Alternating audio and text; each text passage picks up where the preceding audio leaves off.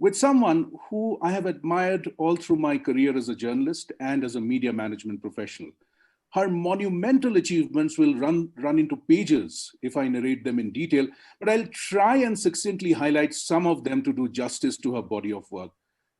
As president of Jagran Group, one of India's largest multimedia conglomerates, this IIM Bangalore graduate straddles many worlds, managing a diverse portfolio that includes print, radio, digital, and outdoor. She has worked with marquee organizations like Zee Telefilms, Times of India, and partnered with private equity partners like True North, one of India's oldest PE firms.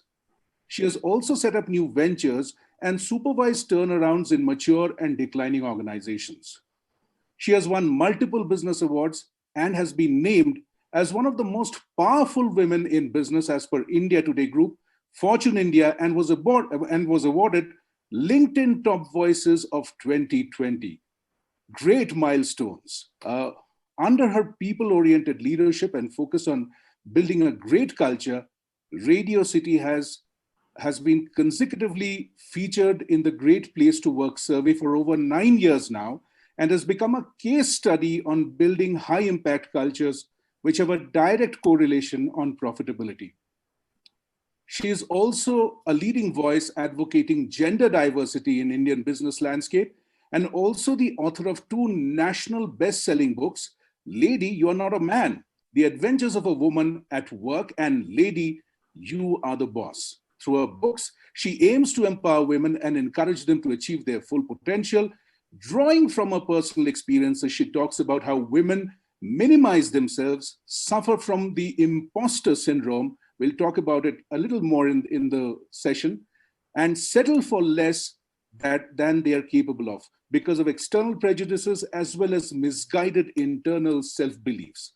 Apurva Purohit, ma'am, such a pleasure to have you in our midst. I remember having met you as a cub journalist way back in 2005 when I was doing a documentary on Subhash Chandra, the owner of Zee, and the kind of command, the kind of aura that you had around you, even at that young age, was just inspiring. I would now request you to address this gathering with your inspiring thoughts on how you can find a purpose in these very challenging times. I would hand it over to you now.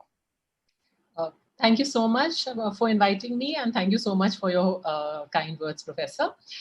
So without much ado, let me just get straight away into the topic that we are discussing. And I must say that you have elected a very, very complex and complicated subject to discuss. So while purpose sounds as a very simple word, actually, I think many people spend their entire life trying to figure out what the purpose of their lives is, and until the end of their lives, they are not able to figure out what it is. And so it is for organizations, so it is for businesses, entrepreneurships, countries even. What is the purpose? Why do we exist in this life is a existential question, which I don't think many people have been able to find answers to. But as you discuss purpose and as you think about purpose over the next few days, and hopefully the sessions will trigger larger thoughts in your mind, I think what you will find that there are essentially 2 schools of thought around purpose. One school of thought is the very Sisyphean thought, which is, Sisyphus has a boulder which he keeps on pushing up, and the moment he reaches the top of the hill, again the boulder goes down. And therefore life is like that. So what's the point in even having a purpose? All of us are just endlessly rolling a boulder up for it to fall down again, and again we'll roll it up.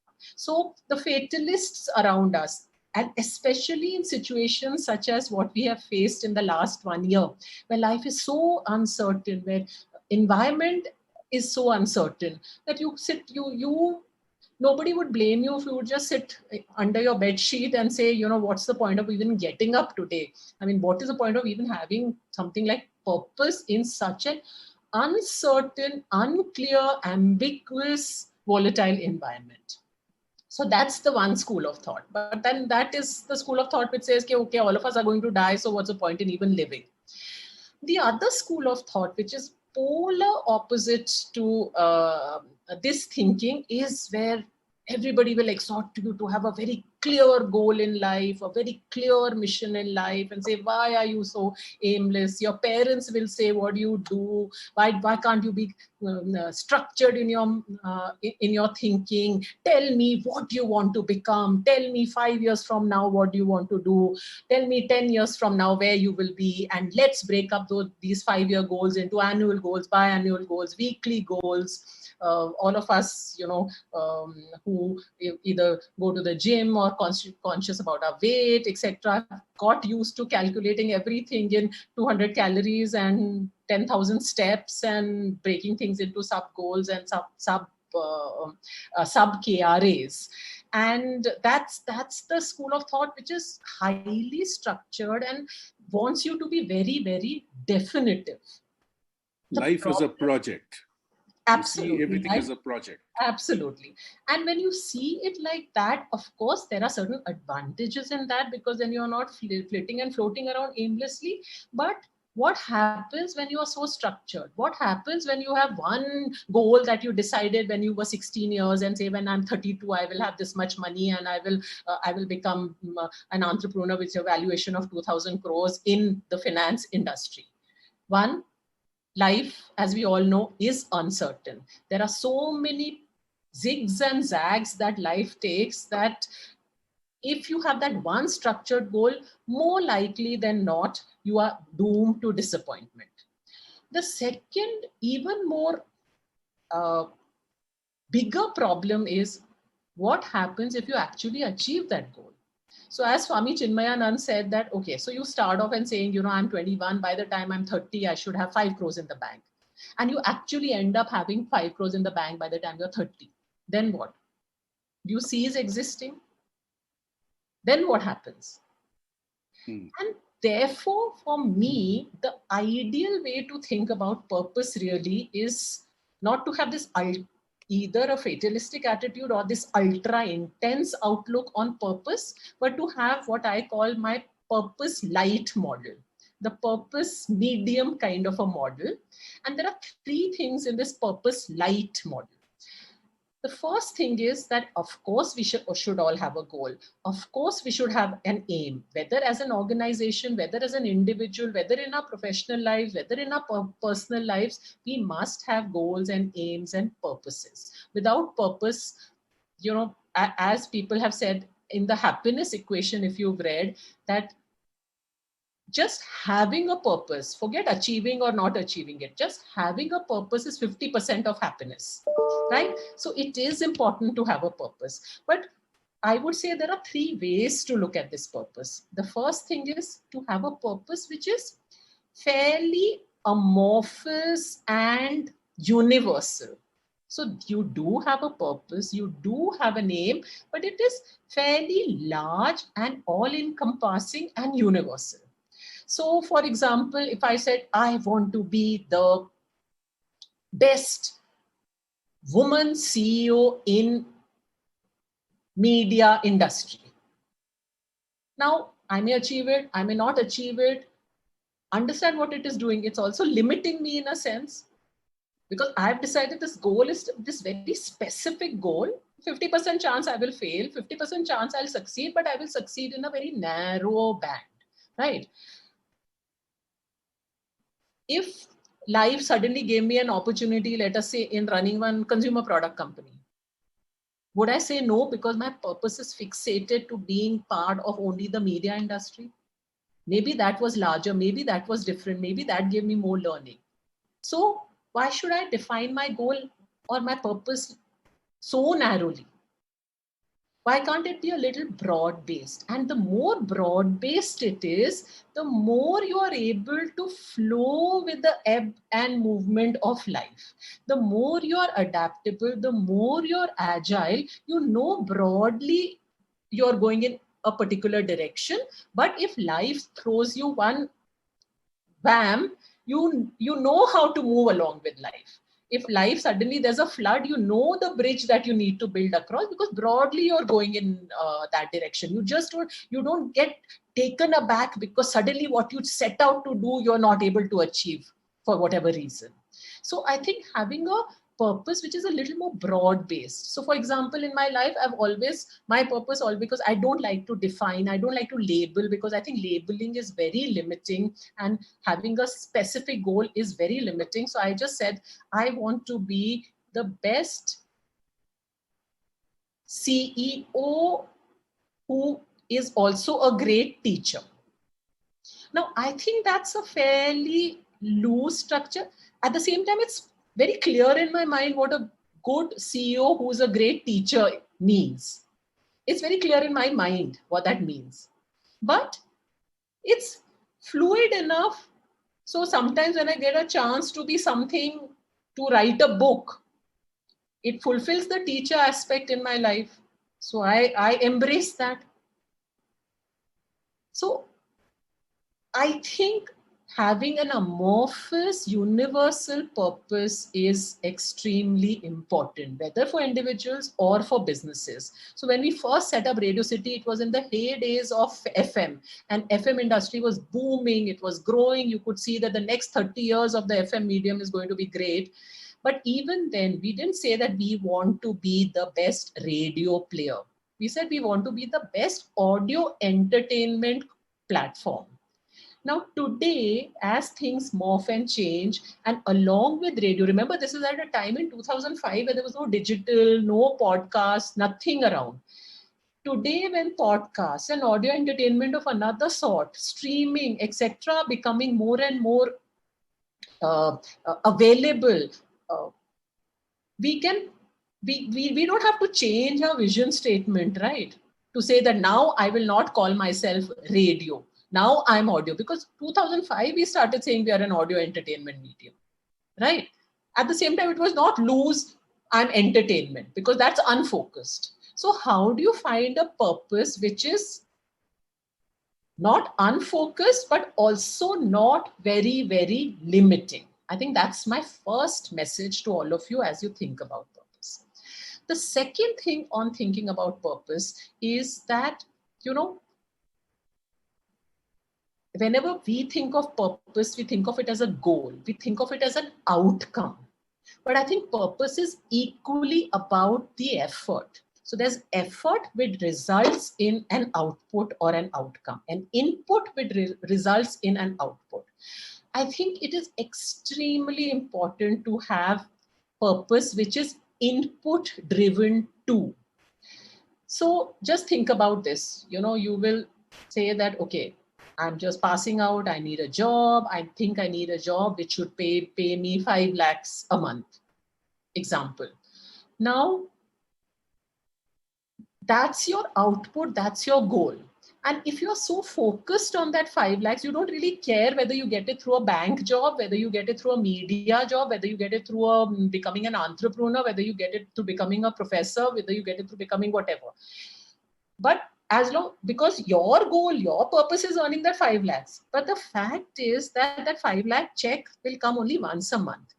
On the 30th of the month, you get the check, you'll feel happy. Oh, I achieved my purpose, I achieved my goal. But what did you do for those 29 days which led you to earn that 5 lakhs? Are you going to be, let's say you take up banking and you are deeply unhappy in banking. So 29 days of your life, you will be unhappy. Only on the 30th day when you see that check, you'll be happy. So the input, the effort that you put in, which is why, I think the most important statement in Hinduism, in Bhagavad Gita, is that karmane vadika raste ma phaleshu kadachana.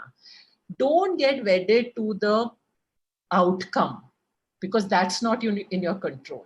But definitely get wedded to the process, the way to achieve that goal. That's what karmane vadika raste says. Na?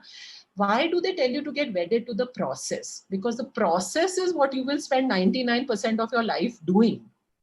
The outcome is only once. Only once you will become the CEO. Only once you will become the team lead. Only once you will have that valuation. But what entrepreneurship you did for 25, 30 years of your life, if you don't enjoy that, what's that one day of having a 5,000 crore valuation, right?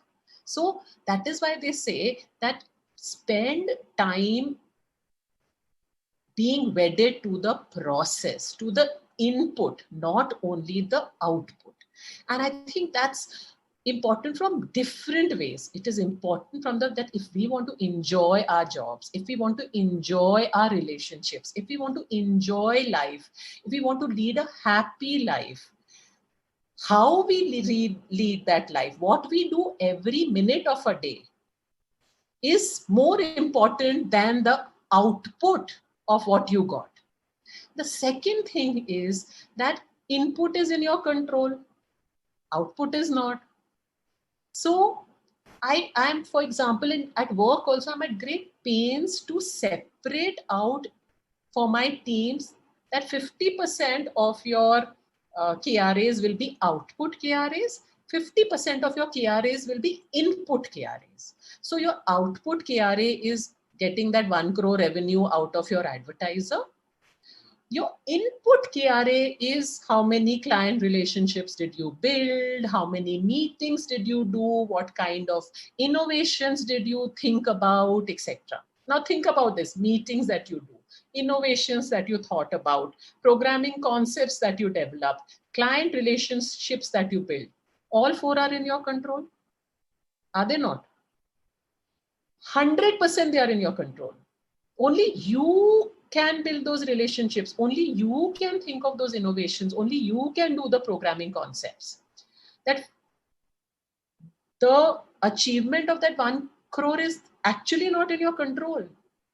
Because whatever you do, there will be times you'll achieve 1 crore. There will be times because the economy has tanked, there's been a pandemic, the opposition, the competition has dropped rates and you're not able to sell at the rates that you want, etc., etc.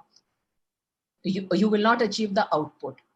But at least if I ensure that you as my executive, I put 100% of your focus, KRAs, thinking only on the output, it's more like a hit and miss. However, if I make you also say that 50% of your effort, I'm monitoring you on your effort. A, it is in your control. B, it is in my control. C, if you dedicate and if you concentrate enough on your efforts, I'll tell you 75% of the times you will succeed. So again, the pressure, I'm moving away from just output to input, because input is controllable, input is monitorable, input is something that gives you a sense of control of over your life. And I know, after having run organizations for 32 years, that if I control your input, more often than not, the output will happen. And if it doesn't happen, the best effort wouldn't have made it possible.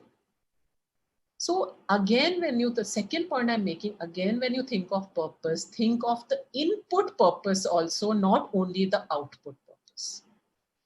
Think of your purpose as the effort and also the outcome, not only the outcome.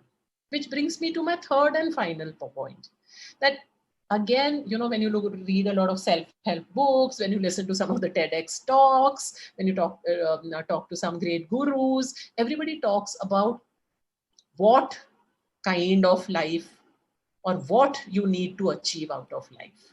Okay, so what do you want to achieve out of life? I want to be successful. What do you want to achieve out of life? I want to be rich and famous. What do you want to achieve out of life? I want to be an entrepreneur. Not many people ask you the question, how do you want to live your life? How do you want to live a life? And I think, again, purpose is not so much about what you want to achieve, but how do you want to achieve it?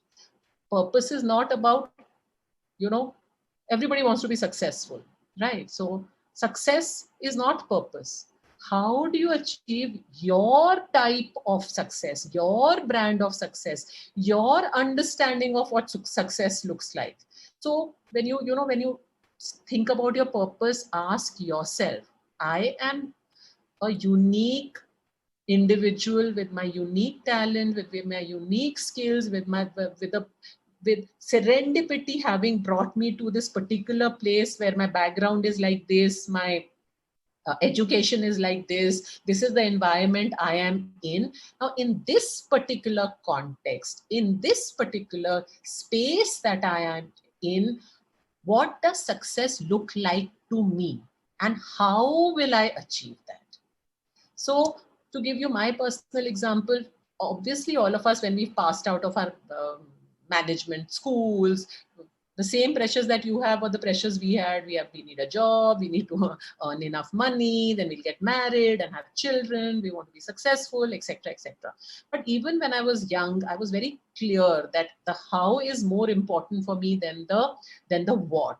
Okay, so everybody in my batch wanted to just get into a bank, and I remember 32 years ago, Citibank was day one choice for everybody, and everybody 115 out of 120 of my batchmates applied to Citibank, and I was one of the few who didn't, because I wanted to get into media and advertising, because I thought that the business of managing creativity is what I will excel at.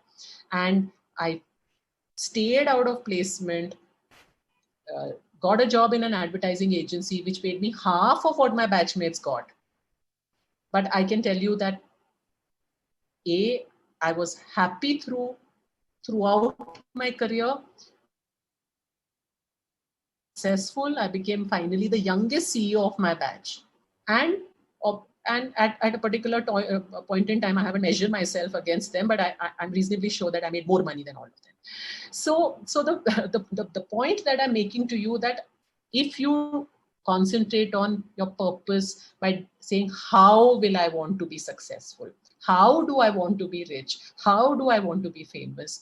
You'll end up finding answers which will teach you how you have to lead your life every day. And if you get the correct answers, if you're able to slot yourself in the correct how, you will be happier, you will be more productive. The moment you're happier and more productive, you will do a better job. And the moment you do a better job, invariably, I can tell you, you will achieve all the what's of your life too. Wonderful. That's so inspiring, Apurva. And I think I need to rethink my purpose. I heard somewhere, the purpose of life is to find a purpose. And all of us are trying to find some purpose or the other, which brings me to a very relevant point in today's environment is, how important is it to adapt to a new purpose in an environment that possibly wouldn't support the purpose that you have? Now, COVID has taught us that you possibly need to course correct, possibly look at new avenues of looking at life. What would you say about that?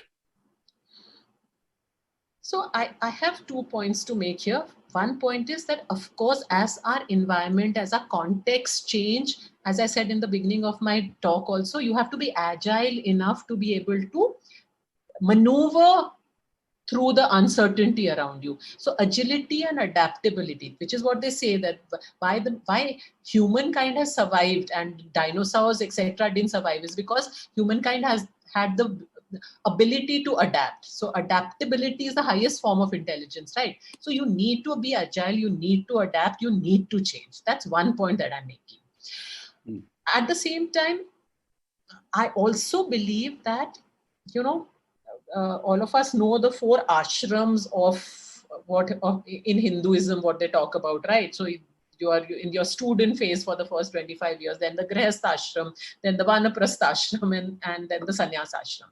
And I think for all of us, that stage of life that we are in also can and should define your purpose. So I personally am not do not subscribe to the view that in the grihastha ashram you say that now I'm going to become a recluse and leave everything and go off to the mountains. You are meant to do a duty in these 25 years. You're meant to do a duty in your first 25 years, which is very different. So I personally subscribe to that view, that the context or the stage that your life is in. And similarly, it is for organizations. Okay, an organization which is in a startup phase should have a very different purpose than an organization which is in its mature phase. Similarly, a student who's listening to me today, their purpose needs to be very different from my purpose. So for example, at this age, I believe that my purpose now is to create impact and reduce the inequality that I'm seeing happening around me, which has got worsened by the pandemic. So yes, the pandemic has forced me to relook at it. So while creating impact was always my overarching purpose, now I'm actually saying, how do I create impact by reducing inequality, by reducing job losses, by increasing employment opportunities? So in that sense, yes, I am pivoting, but that I have to create impact has remained constant. You've kept it fluid, and I think you're finding many purposes within the larger architecture of purpose. Yes. I think should be how life should be looked at, because again, nothing is constant in life, right? I mean, we always come across situations which are so unpredictable, which also brings me to the question of how you have negotiated with change, because media, and I have spent 2 decades in media myself, to understand that media is in a state of constant flux. Technology changes, markets change, content changes, everything around you changes. So how do you keep your purpose in mind while adapting to those changes which suddenly take you by surprise? 2008 was an inflection point. Suddenly the markets went down, and we know how everyone kind of had to brainstorm on how to get new sources of revenue. Demonetization again, there was a complete tailspin in the market, and it went into a tizzy. There will be incidents. Now we have COVID, so there will be incidents which will make you rethink of your purpose, your strategy. How do you, as the CEO, one, keep your purpose in place, and then make others in your team believe in that purpose and make them live that purpose as well? So, you are absolutely right. There are many changes that have happened, and you have talked about a few of them in the last 20 years. But if I were to sort of take an even telescopic view of when I started in media, I started when there was just one Doordarshan and there were 30,000 publications, and either you chose to advertise in ABP and Times of India and Femina and Filmfare and on Rangoli on Doordarshan, or you chose not to advertise at all. And no social media. And no social media, no television channels. No television channels. And yeah, from there to see the television taking off in this manner, then to the digital age, and then OTT, along with the economic changes and economic shocks that we have witnessed in these last 30 years. So I think I've seen a huge amount of change. And I think that there are a couple of ways to navigate it personally, and a couple of ways on how to ensure their teams remain centered while all this change is happening around them. So personal navigation, I think, is a lot about always being in a learning mindset. I earlier said that, for me, being a CEO teacher is very important, right? So I constantly want to teach whoever works. And you're a very good teacher. I think if you had not been a CEO, you would have been a wonderful professor. Thank you. That's a big compliment coming from you. Yeah, but so for a good teacher, I think you also got to be in a learning mindset constantly. So I think when digital first started coming, I started thinking of digital much earlier than my team started thinking of digital. I started understanding, reading about digital, constantly being curious about what's happening in the digital firmament. So I think that's one, that's extremely important if you want to manage change. The other thing that you need to do when you have to manage change is you have to keep your mind fluid. So you don't have all the answers. I think I'm very clear about it. I don't have all the solutions. Yes, I will sit with a team with my senior team or with experts and find solutions. But I singularly don't have answers to all the problems of the world. So I think that humility, that understanding, that practicality, that I don't have the solutions, but I will help find the solutions. So I think these are the two things which help you manage change comfortably. Now, as far as how do you help your teams navigate through the change, I think, with teams, what I apply a lot of parenting principles to to my teams, right? So tough love, which is a parenting concept, I apply there. Similarly, when, for example, when this COVID thing happened and everybody was totally shaken up and suddenly offices had closed down, we were trying to come out with our papers and our radio stations and our from sitting at home, etc., etc., and people didn't know what was happening. Suddenly, the structure of their lives had got totally shattered. Now, even we don't know, in those first 3 months, we as managers and leaders, even we didn't know what has hit us. So what I did was I created artificial work for my team. So it's almost like asking your team to, when your child is crying and you don't know how to solve his problem for the moment, because while you're cooking for him, it will take 5 minutes for the khana to be ready. In the meantime, he's crying. So you give him some crayons and say, now draw something. So same thing. So I intensely increase the workload on them. So you're sitting at home, that's okay. Don't worry about what's happening. Now focus. How many client calls are you making today? Now I'd stopped doing reviews of client calls several years ago, because now I have teams and teams under me and CEOs under me who are doing this. But I started taking reviews of senior teams so that they remain focused on something, right? Which is certain. As I said, you remain focused on your effort. By the time we figure out what is happening outside, you just keep on doing your effort.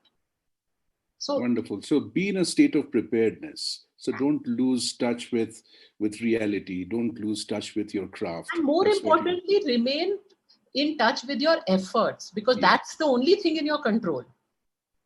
Okay. One of my earliest recollections of Apurva Purohit was this young, very dynamic CEO in Zee Television. I had gone to shoot a documentary of Subhash Chandra, and I spent considerable amount of time there with you.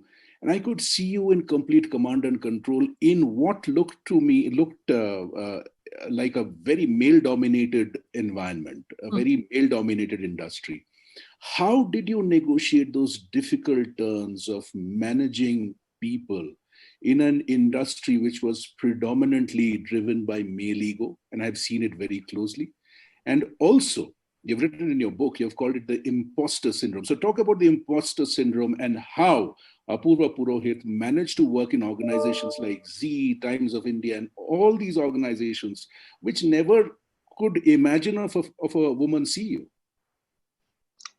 So you're absolutely right. It's not easy being a woman in a male-dominated world. In fact, it's not easy being a woman in a male-dominated society, whether it's public spaces, whether it is, the civic spaces. It is difficult to be a woman. And I think the way we bring up our daughters, the way we bring up our young girls, we naturally ask them to be quieter than they need to be less vocal, less visible. We do it to protect them, to ensure that they are safe, right? Don't talk loudly, don't laugh loudly, don't be boisterous, don't wear short clothes, don't put red lipstick. We do all this in an effort to protect them. But what we also end up doing is bonsaiing them.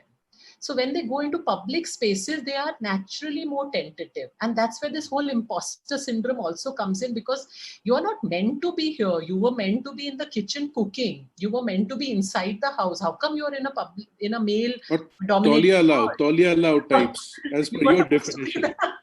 Give taulia to your husband when he's ready. Make garam chai for him and pack his dabba for him. Here you are standing there and asking somebody to pack your dabba for you. So how do you so that there is an imposter inside all women who's telling them you're not good enough, you're not meant to be here, by mistake, it's just by luck, you'll get caught out soon, beware. And I think women need to do far more of self-talk. Women need to do far more of confidence building within themselves. That could become their purpose. Absolutely. That I will be confident. I will ensure that my voice is heard, because if my voice is not heard, my opinions will not matter. Mm-hmm.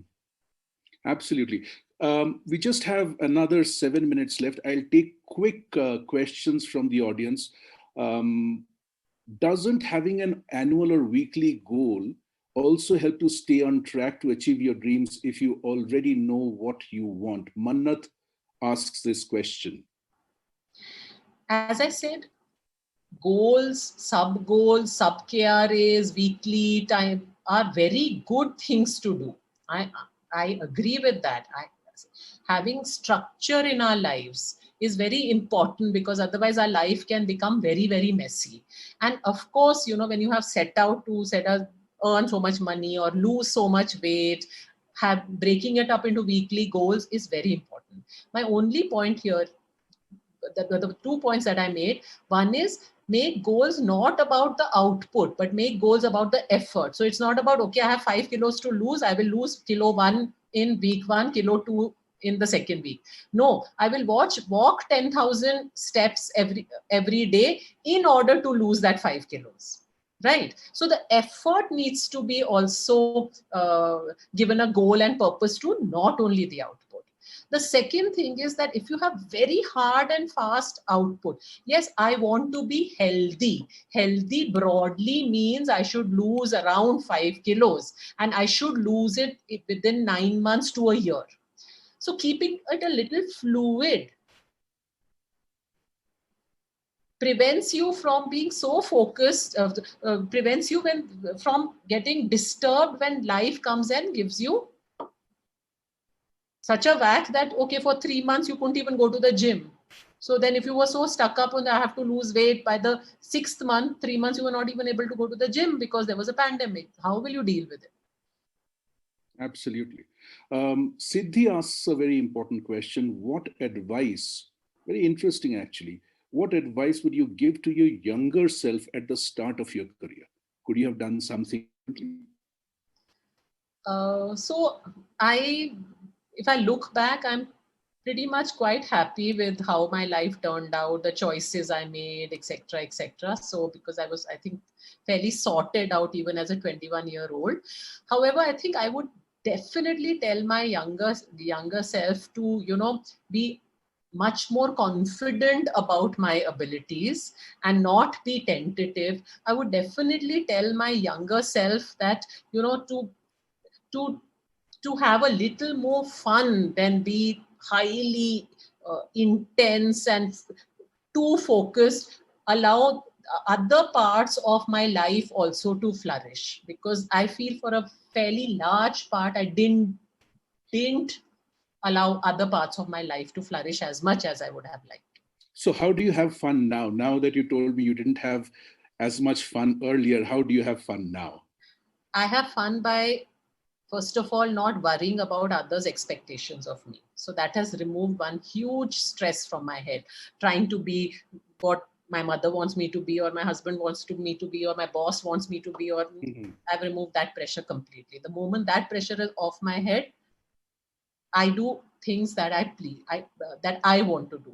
I don't care about other people's opinion about me. I don't worry about what anybody has to, and I just, everything from the time I get up to the time I go to bed, I do exactly what I want to do. You're in the flow. Yes. And the last question that has come from Devnoor is, how would you describe your leadership style or your philosophy? So, as I said, I think my leadership style is a style which is really based from a lot of things that I learned as a parent. I definitely am a teacher.